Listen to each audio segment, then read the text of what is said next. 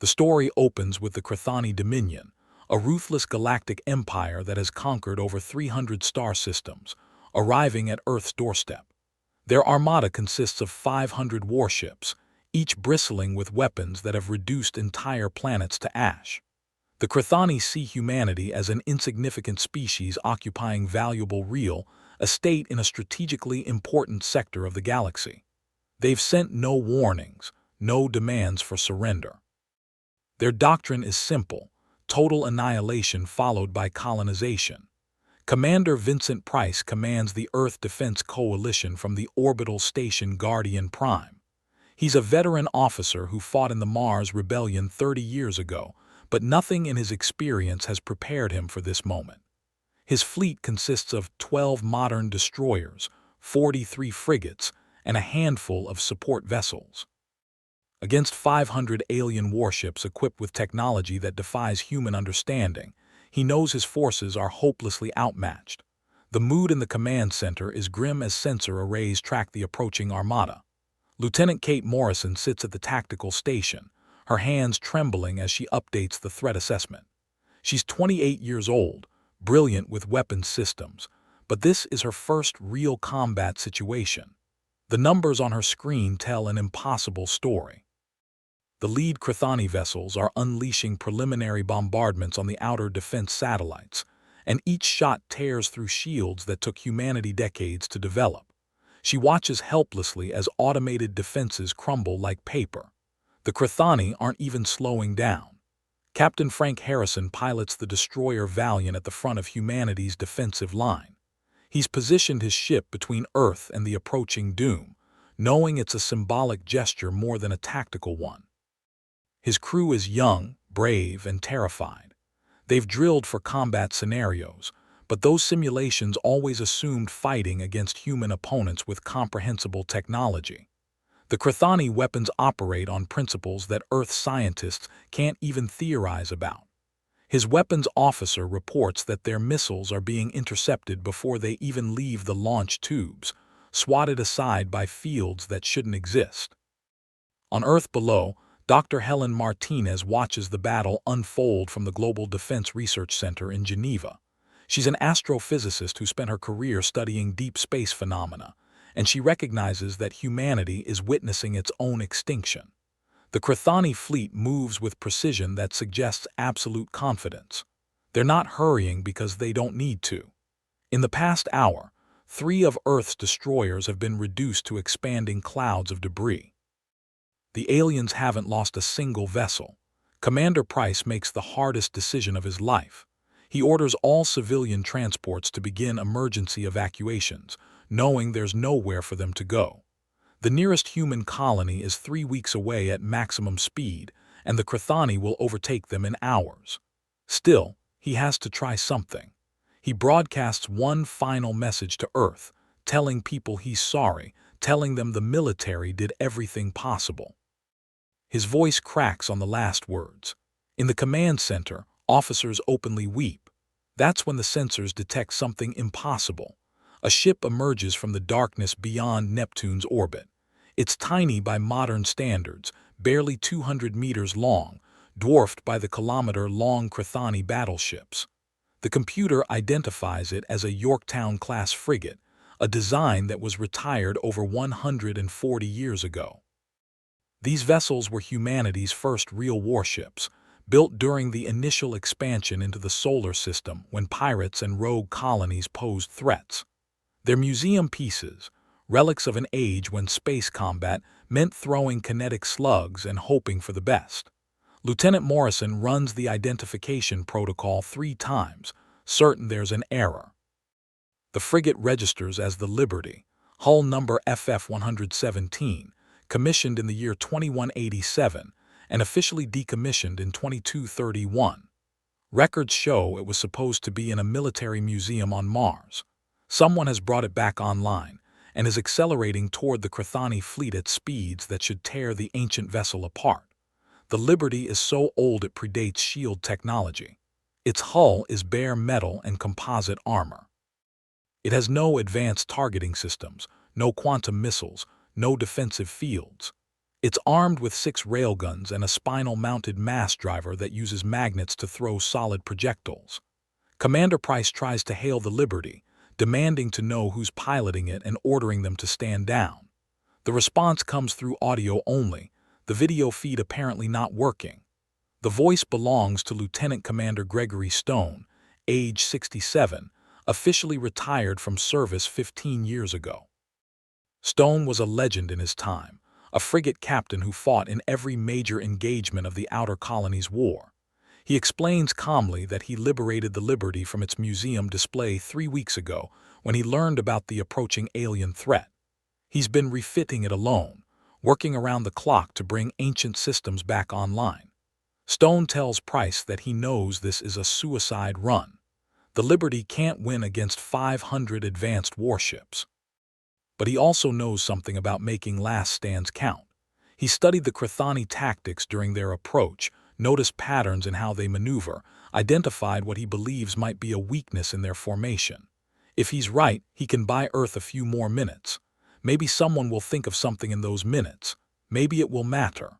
Price wants to order Stone to retreat, but the words die in his throat. What right does he have to deny a soldier his choice? The Liberty accelerates past the human defensive line. Captain Harrison watches it go, feeling a mixture of admiration and horror. The ancient frigate is moving faster than it should be possible, pushed beyond its design limits by whatever modifications Stone made. The Chthoni seem to notice it finally, but they don't alter course. Why would they? It's a single primitive vessel against their armada. Their tactical computers probably classify it as negligible threat. They're focused on the modern warships that actually pose danger. Stone engages when he reaches optimal range, and what happens next defies every tactical prediction. The Liberty opens fire with its 6 railguns, throwing solid slugs of tungsten at relativistic speeds. These aren't sophisticated weapons. They're just really, really simple. Accelerate metal to tremendous velocity and let physics do the rest. The Chthoni shields flare as they intercept the projectiles, exactly as expected. The shields are designed to disperse energy weapons and deflect missiles. They do this perfectly, but something strange happens. The shields flicker and collapse after stopping the tungsten slugs. Stone immediately fires again, and this time the rounds punch straight through the hulls of 3 Chthoni warships. The alien vessels shudder and vent atmosphere, their elegant designs marred by ragged holes. Stone doesn't celebrate. He's already adjusting his approach, firing the spinal mass driver at the next target. The mass driver throws a projectile the size of a small car, and when it hits a Chthoni battleship, the impact is catastrophic. The alien vessel breaks in half. In Guardian Prime, Lieutenant Morrison frantically analyzes what just happened. She realizes the truth and nearly drops her coffee. The Chthoni shields are incredibly sophisticated, designed to counter advanced weapons by analyzing incoming threats and adapting in microseconds. But they're designed to counter energy weapons and guided projectiles. They've never encountered anything as primitive as solid kinetic slugs thrown at absurd velocities. The shields stop the first impact perfectly, but the energy required to halt something moving at significant fractions of light speed overwhelms the generators. They need time to recharge, time that Stone doesn't give them.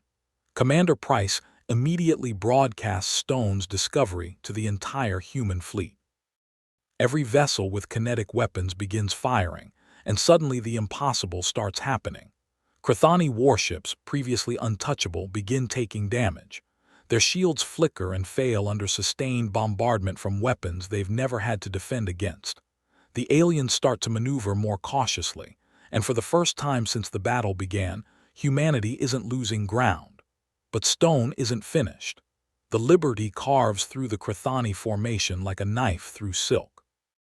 He targets command vessels, recognizes from their positioning which ships are coordinating the attack, and eliminates them with ruthless efficiency. Every shot counts because he can't afford to miss. The ancient frigate's targeting computer is so outdated it still uses mechanical components, but Stone knows this system intimately. He flew vessels like this for 30 years. His muscle memory handles the firing solutions. The Chthoni finally recognize him as a significant threat. 20 warships break formation to converge on the Liberty. They unleash everything they have, beams that slice through space, missiles that track with impossible precision. Stone dodges with skill that seems supernatural, throwing the old frigate into maneuvers that stress the hull to its breaking point. Alarms scream in his cockpit. The Liberty is tearing itself apart from the strain. He doesn't care. He's not planning to survive this. Captain Harrison watches Stone's battle from the Valiant and makes a decision. He orders his destroyer forward, moving to support the Liberty. Other captains follow his lead. The human fleet, previously scattered and defensive, suddenly reorganizes around Stone's position. They pour kinetic fire into the Chthoni vessels pursuing him, creating a corridor of safety. Stone uses that corridor to line up his final shot on the Chthoni flagship, a massive dreadnought twice the size of anything else in their fleet. The mass driver fires one last time. The projectile travels true, and when it strikes the dreadnought's command section, the result is spectacular. The flagship doesn't just break apart. It detonates from the inside as some critical system fails catastrophically. The explosion engulfs nearby Chthoni vessels, and suddenly their formation is in chaos.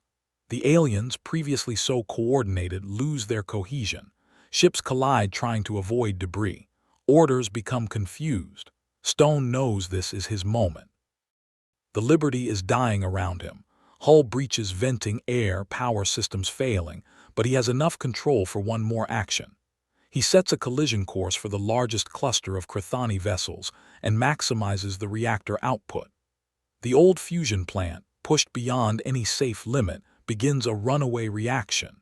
He transmits a final message to Commander Price, thanking him for a good life defending humanity, then cuts the channel. The Liberty hits the center of the Chthoni formation at maximum velocity just as its reactor goes critical. The resulting explosion is visible from Earth's surface, a new star briefly blazing in the night sky. When the light fades, 47 Chthoni warships are gone. Another 100 are damaged. The alien armada, previously unstoppable, is suddenly vulnerable and disorganized. Commander Price doesn't waste the opportunity Stone bought with his life. He orders the entire human fleet to attack, every vessel firing kinetic weapons at maximum rate. The Chthoni try to regroup, but their command structure is shattered. Individual ships begin making their own decisions, and those decisions increasingly involve retreat. Within an hour, the alien fleet is in full withdrawal, jumping to faster than light speeds and fleeing the solar system. In the aftermath, humanity salvages what it can from the battlefield. Engineers study the destroyed Chthoni vessels, learning from technology that nearly destroyed Earth. Dr. Martinez leads a team analyzing the shield systems, understanding now how to counter them. The galaxy will learn that humanity survives not through superior technology, but through courage, innovation, and the willingness of warriors like Stone to sacrifice everything. Lieutenant Morrison writes the official report on the Battle of Earth. She documents every moment, ensures that Stone's actions are recorded for history. The Liberty is declared a monument, its sacrifice recognized across the solar system. Museums begin building replicas of Yorktown-class frigates, ensuring future generations remember what saved humanity. Not the newest weapons, but the oldest ones wielded by someone who refused to surrender. 6 months later, Earth intercepts a Chthoni transmission. It's a warning broadcast to all Dominion forces. Avoid human space, designate the species as high threat, never underestimate them regardless of technological assessments. The transmission includes sensor data from the battle, analyzes Stone's tactics with something approaching respect. The Chthoni, who conquered 300 star systems, learned the hard way that humanity's greatest weapon isn't technology. It's the refusal to accept defeat and the presence of individuals willing to fly century-old frigates into impossible battles. Commander Price retires after the battle, unable to continue commanding after watching so many die. He spends his remaining years teaching at the Naval Academy, ensuring every new officer learns about the Liberty and the man who piloted it. Captain Harrison names his first child Gregory in honor of Stone. Lieutenant Morrison eventually becomes an admiral, and she keeps a piece of shrapnel from the Liberty on her desk, a reminder that courage matters more than equipment. The story concludes with a ceremony at Earth's new orbital defense station, built larger and stronger because of lessons learned. They unveil a monument to the Battle of Earth, a scale replica of the Liberty preserved in transparent metal. Inscription reads, Lieutenant Commander Gregory Stone and the FF-117 Liberty, who proved that the measure of a warrior is not the weapon they carry, but the will they possess. 500 warships came to erase humanity. One ancient frigate showed them why that was impossible. As humanity expands into the galaxy, they carry Stone's legacy with them. Every new frigate commissioned includes a ceremonial railgun in addition to modern weapons, a reminder of how the species survived. Other civilizations learned to respect humans not for their technology but for their spirit. The Chthoni Dominion, meanwhile, adds a clause to their military doctrine: never assume primitiveness means weakness, and never forget the lesson taught by one old soldier in an older ship.